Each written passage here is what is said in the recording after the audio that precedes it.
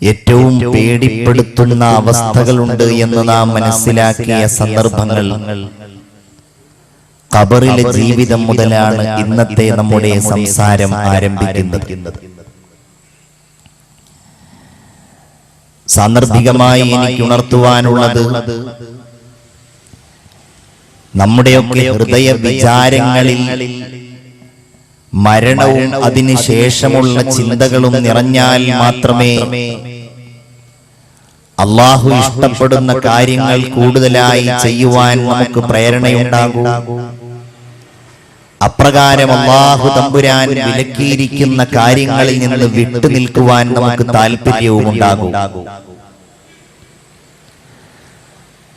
നമുക്ക് വേണ്ടപ്പെട്ടവരൊക്കെ മരിക്കുകയും അതിനുശേഷമുള്ള ജീവിതം പുൽകുകയും ചെയ്യുമ്പോഴും നാം കരുതുന്നത്, എന്നെ അടുത്തൊന്നും ഈ സാഹചര്യം ബാധിക്കുകയില്ല എന്ന വിചാരമാണ്. എനിക്കിനിയും കാലമുണ്ട് എന്ന് നാം തെറ്റിദ്ധരിക്കുന്നു. നമ്മുടെ സംസാരങ്ങളിലൂടെ, നമ്മുടെ ചുറ്റുപാടുകളിലുള്ള പെരുമാറ്റങ്ങളിലൂടെയൊക്കെ മരണവും അതിനുശേഷമുള്ള ഒരു ജീവിതവും എന്നെ ഒരിക്കലും ബാധിക്കുകയില്ല, അഥവാ ബാധിക്കുകയാണെങ്കിൽ അത് വരുമ്പോൾ നോക്കാം എന്നൊരവസ്ഥയാണ് ഉള്ളത്. നമ്മുടെ ഹൃദയത്തിൽ നിന്ന് ചോർന്നു പോകുന്ന അത്തരം ചിന്തകളെ ഒന്നുകൂടി ശക്തമായി ഉറപ്പിക്കുവാൻ കൂടിയാണ് ഈ സദസ്സ്. നമ്മൾ ഏറ്റവും കൂടുതൽ പ്രാധാന്യം നൽകുന്ന, നമ്മുടെ വിചാരങ്ങളിലെ ഏറ്റവും വലിയ വിഷയമായ നമ്മുടെ ഈ ശരീരം ഒന്നുമല്ല. അല്ലാഹുവിന്റെ തീരുമാനപ്രകാരം ആ ശരീരത്തിൽ നിന്നതിന്റെ ജീവൻ പോയിപ്പോയാൽ പിന്നെ അത് കേവലം എല്ലുകളുടെയും മാംസത്തിന്റെയും കൂമ്പാരം മാത്രമായിരിക്കും എന്ന ചിന്ത ശക്തമായി സന്നിവേശിപ്പിക്കപ്പെടുന്ന ഒരു സംസാരമാണ്. പറയുന്ന എന്റെയും നിങ്ങളുടെയും ഹൃദയ വിചാരങ്ങളിൽ ഏറ്റവും ശക്തമായി ഓർക്കപ്പെടുന്ന ഒന്നായിട്ട് ഈ ചിന്ത മാറിയാൽ അത് തന്നെയാണ് നമ്മുടെ ഈ സംസാരത്തിന്റെ ഏറ്റവും വലിയ വിജയം എന്ന് പറയുന്നത്. നമുക്കിന്നതും മടിയാണ്.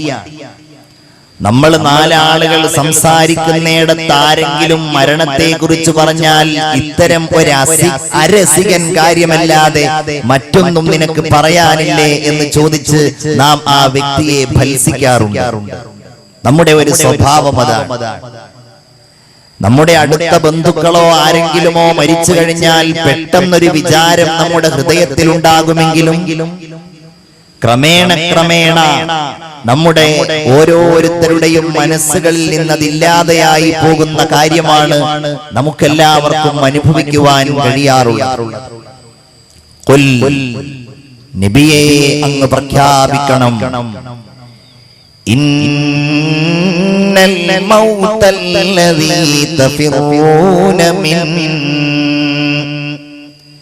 നിങ്ങൾ മരുന്നുകൾ കഴിച്ച് തടയിടുന്ന മരണം, സുഭദ്രമായ വീടുകളും കൊട്ടാര സദൃശ്യമായ കെട്ടിടങ്ങളും ഉണ്ടാക്കി നിങ്ങൾ രക്ഷപ്പെടുമെന്ന് കരുതുന്ന മരണം, നിങ്ങൾ പരിശീലനങ്ങൾ നടത്തി കായികാഭ്യാസങ്ങൾ നടത്തി ആരോഗ്യദൃഢഗാത്രമായ നിങ്ങളുടെ മേനിയെ ഒരിക്കലും ഒന്നും ഈ അടുത്തൊന്നും ബാധിക്കുകയില്ല എന്ന് കരുതുന്ന മരണം,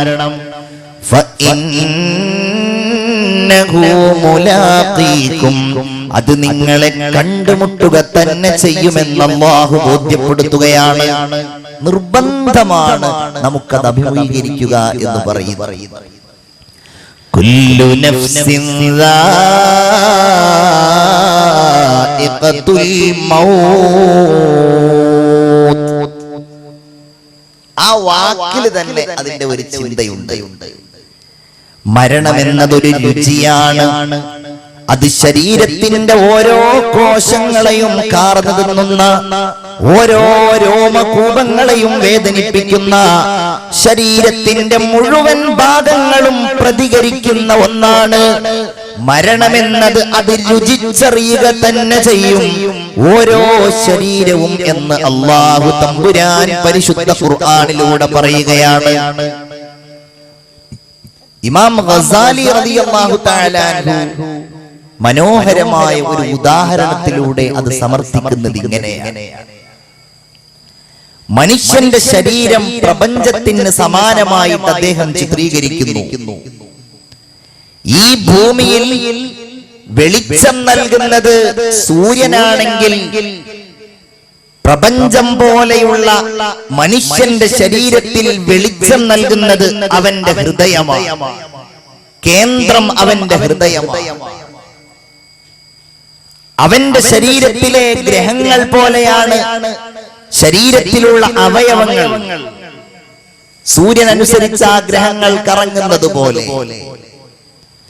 അവന്റെ ശരീരത്തിലെ സൂര്യനും ചന്ദ്രനും നക്ഷത്രങ്ങളും അതുപോലെ സമുദ്രവുമെല്ലാം ശരീരത്തിൽ തന്നെയുണ്ട്.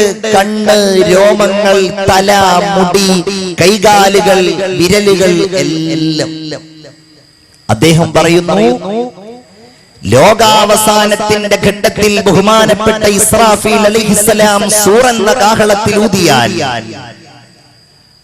ഭൂമി തരിപ്പണമാകുന്നത് പോലെ, സൂര്യൻ കെട്ടതിന്റെ വെളിച്ചം മങ്ങി അത് താഴേക്ക് നിപതിക്കുന്നത് പോലെ, സമുദ്രമെല്ലാം ആർത്തലച്ചു വന്ന് ആ സമുദ്രമൊക്കെ പൊട്ടി ആകെ ഭൂമിയിലാകെ ഛിന്ന ഭിന്നമാകുന്നത് പോലെ മനുഷ്യന്റെ ശരീരത്തിന് മരണം വരുമ്പോ അങ്ങനെയാണ്. അവന്റെ ഹൃദയം നിലച്ചു പോകുന്നു. ഗ്രഹങ്ങൾക്ക് സമാനമായ അവന്റെ അവയവങ്ങളുടെ മുഴുവൻ പ്രവർത്തനങ്ങളും നിലയ്ക്കുന്നു. അവന്റെ കണ്ണുകളുടെ കാഴ്ചയില്ലാതെയാകുന്നു. ഇപ്പോൾ നമുക്ക് എന്തെല്ലാം ചെയ്യാൻ കഴിയും ഓർത്തു നോക്കൂ. നിങ്ങൾക്കിരിക്കാം, നിൽക്കാം, കടക്കാം, ചിരിക്കാം, എന്തെല്ലാം ചെയ്യാം. ഒരൊറ്റ നിമിഷം മതി എന്റെ സഹോദര. ഓർത്തു നോക്കൂ, ആ നിമിഷത്തിന്റെ രക്ഷയെക്കുറിച്ചൊന്ന് ഓർത്തു നോക്കൂ നിങ്ങൾ. ആ സമയത്തുള്ള രക്ഷയാണ് നമുക്ക് അനിവാര്യമായിട്ടുള്ളത്. അത് കഴിഞ്ഞാൽ പിന്നെ ഈ കണ്ണുകൾ കൊണ്ടോ കൈകൾ കൊണ്ടോ അതുപോലെ മനുഷ്യന്റെ ശരീരത്തിന്റെ ഒരവയവങ്ങൾ കൊണ്ടുമോ ഒരു ഉപകാരവുമില്ലാത്ത അവസ്ഥയാണ് നമുക്കുള്ളത് എങ്കിൽ നാം പണിയെടുക്കേണ്ടത്, നാം ചിന്തിക്കേണ്ടത്, ബോധത്തോടുകൂടെ നാം ഓർത്തെടുക്കേണ്ടത് ഈ ശരീരത്തിന്റെ ഭംഗിയെക്കുറിച്ചും അതിന്റെ സൗഷ്ഠവത്തെക്കുറിച്ചും അതിന്റെ ആകാരത്തെക്കുറിച്ചും അതിന്റെ നേട്ടത്തെക്കുറിച്ചുമാണോ, അതോ അതിനുശേഷം രക്ഷയും ശിക്ഷയും അല്ലാഹുവിന്റെ അടുക്കൽ നിന്ന് ഏറ്റുവാങ്ങേണ്ടി വരുന്ന ആ ജീവന്റെ ആത്മാവിന്റെ റബ്ബിന്റെ അടുക്കൽ വിധേയമാക്കപ്പെടുന്ന ആ അല്ലാഹുവിന് മാത്രം അറിയുന്ന ആ ആത്മീയമായ കാര്യങ്ങളെ കുറിച്ചാണോ? അവിടെയാണ്